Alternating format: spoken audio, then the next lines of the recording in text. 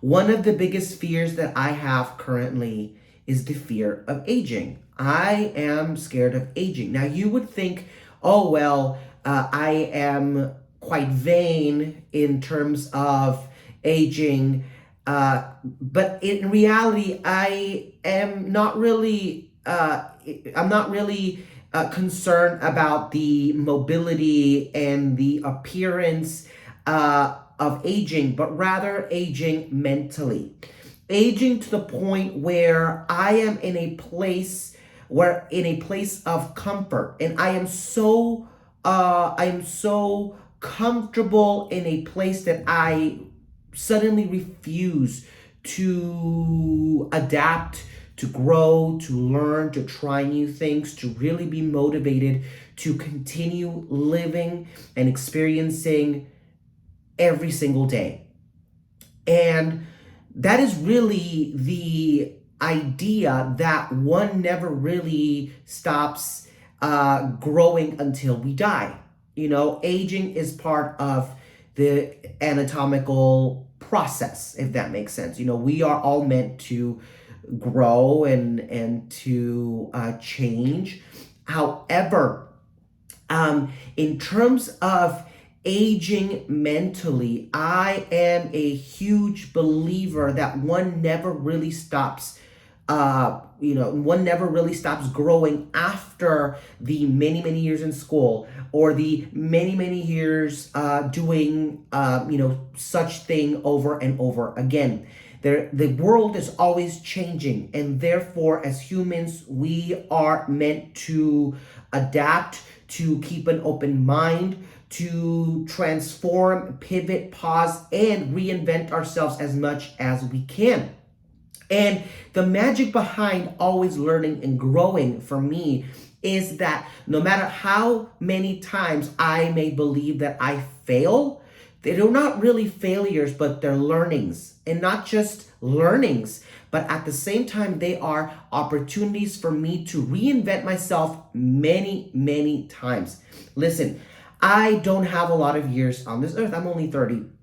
However, in the short span, in the short, decade that I've been an adult, I've made, mistakes. Some are greater than others. But I think that when I look back and I look at, quote unquote mistakes or regrets or things that I could have done differently, I really sit back and I'm like, you know what? I don't think that I actually would. I don't think that I would change, anything about my past. Unfortunately, yes, there was a lot of hurt. Yes, there was a lot of trauma and damage and things that could have been avoided. But at the same time, life is cruel and life is hard. And if it wasn't for, those instances where I was forced to learn, I wouldn't be where I am today. And the, failures and mistakes and everything that I'm doing today is shaping me for a better learning tomorrow. Now, that doesn't mean that, I shouldn't have gone through that trauma in the first place. There are certain traumas that, regardless of what happened, you didn't deserve it. You don't deserve the hurt and the pain and the trauma that you went through. However, when I look at my own traumas, when I look at the times where I was, medically ill in the hospital, the times where I probably, got married when I probably wasn't supposed to, or got into myself into financial issues that I shouldn't have, or perhaps, I got myself into situations where, I shouldn't have been there in the first place. I think that, I'm sorry, I'm under the weather, actually. I think that even though I know that I didn't deserve what happened to me, I myself, in a state of always learning and growing, can choose to relate, to change the narrative of how I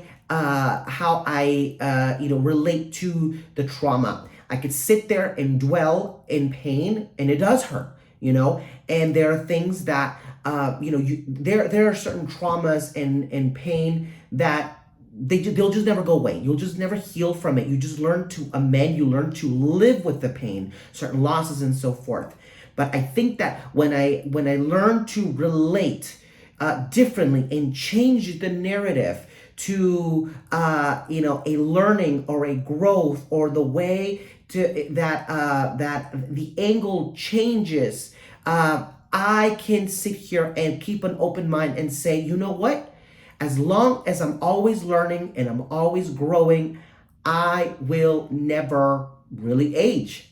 I can defy the term aging. And the word aging is very broad. It's not just, oh, well, someone is such age. Age is just a number. But in terms of growing and learning and evolving and transforming, I believe that there are people that are in their 70s and 80s that are continuing to learn a new language and perhaps go back to school and visit another country and fall in love again. And there are people my age that are already starting to give up on life.